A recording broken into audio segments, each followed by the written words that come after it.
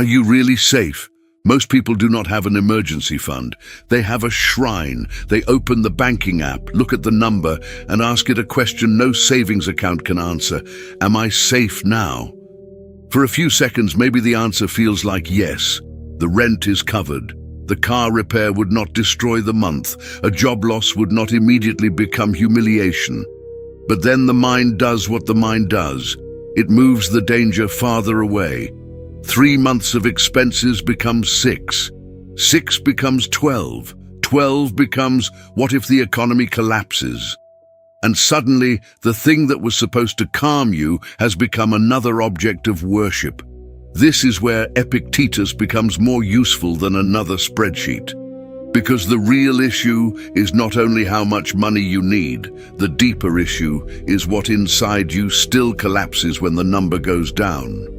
To understand that, we have to begin with one of the most disturbing stories in ancient philosophy.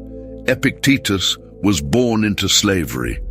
According to the ancient tradition, his owner once twisted his leg with such force that Epictetus calmly warned him, "You are going to break it." The leg snapped, and Epictetus said, "I told you so."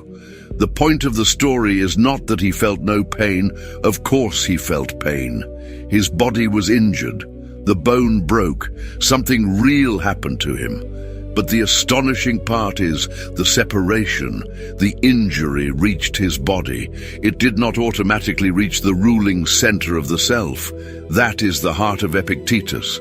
Not the fantasy that bad things will not happen. Not the childish hope that enough preparation can make life harmless.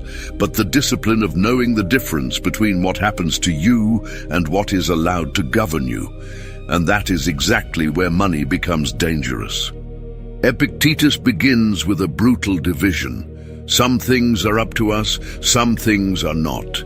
That sounds simple until you apply it to the things you actually fear.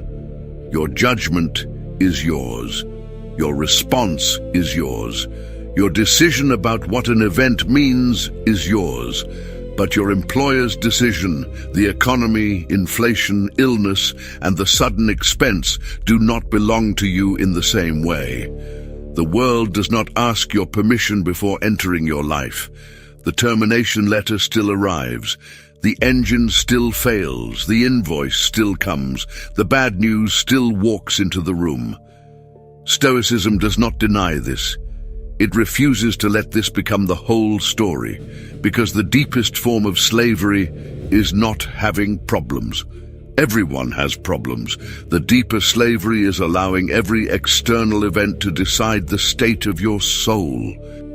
So yes, build the emergency fund. This is not an argument against saving. It is not an argument for recklessness, fake spirituality, or pretending money does not matter. A cash reserve matters. It can keep a car repair from becoming a crisis. It can keep a job loss from becoming immediate panic. It can give you time before you accept the first humiliating option placed in front of you.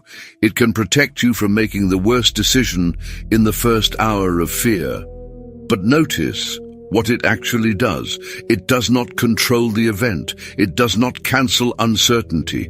It does not make life finally safe. It widens the space between the event and your response. That space matters enormously because panic loves speed. Panic wants you to answer immediately, accept immediately, beg immediately, borrow immediately, obey immediately.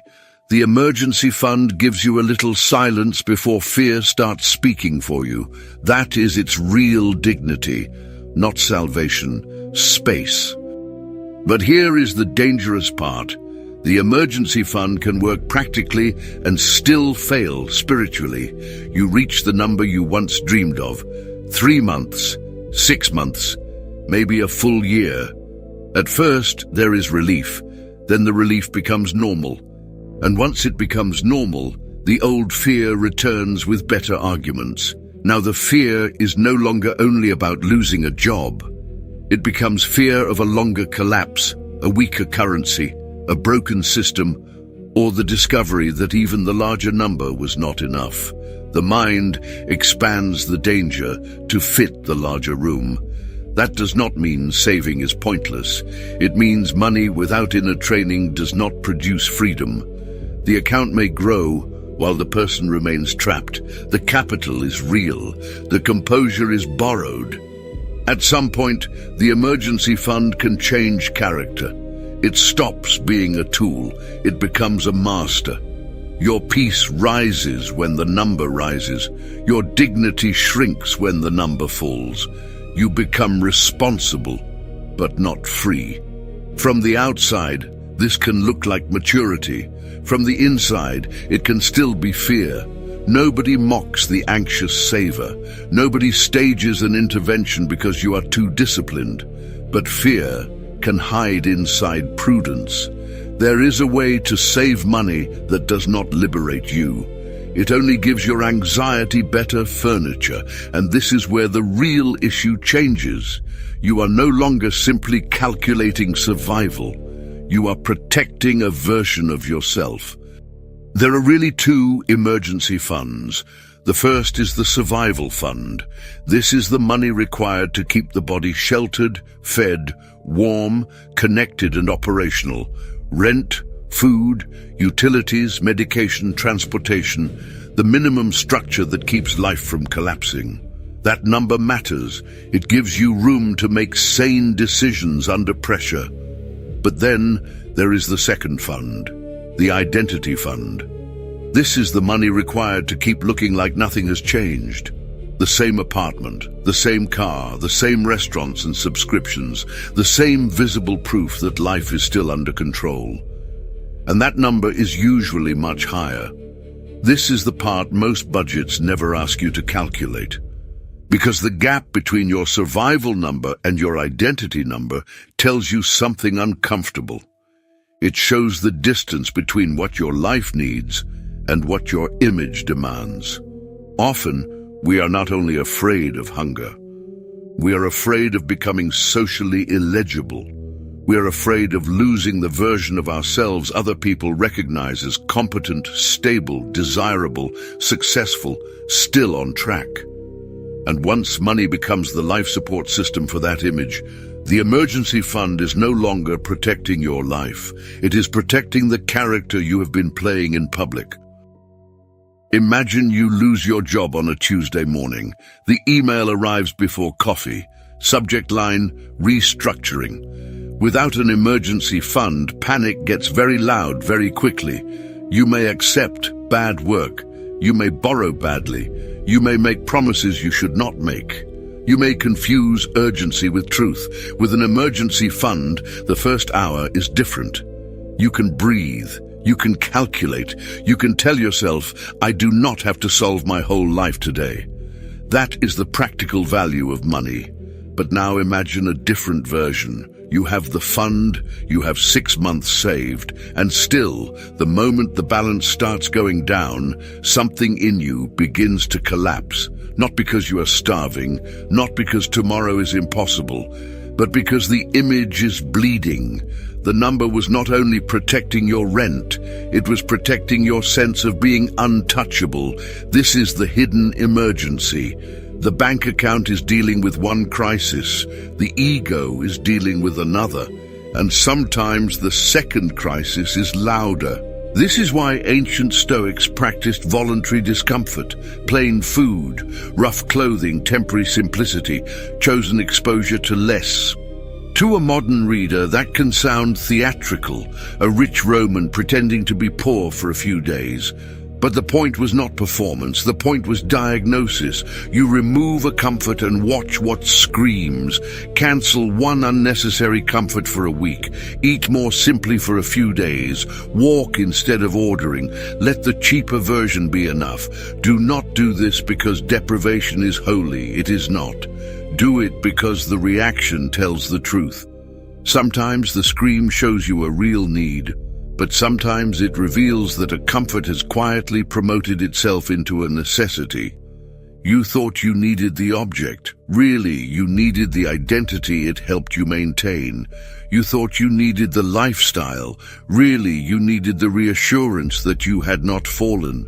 Stoic discomfort is not hatred of pleasure. It is a test of ownership.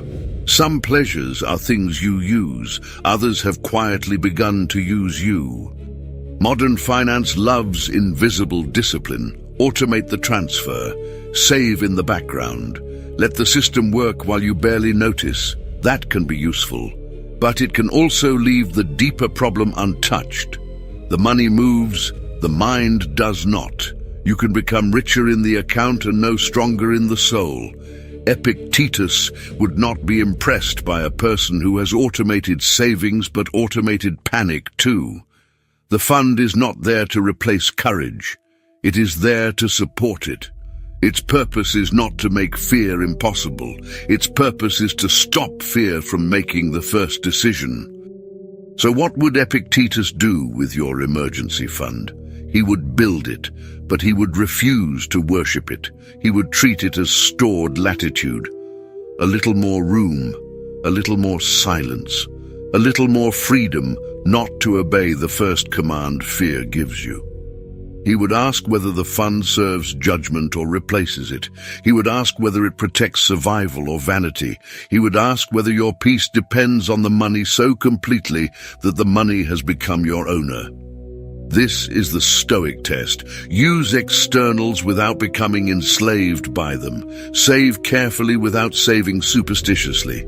Prepare for uncertainty without pretending uncertainty has been defeated. The emergency fund is strongest when it is least worshipped.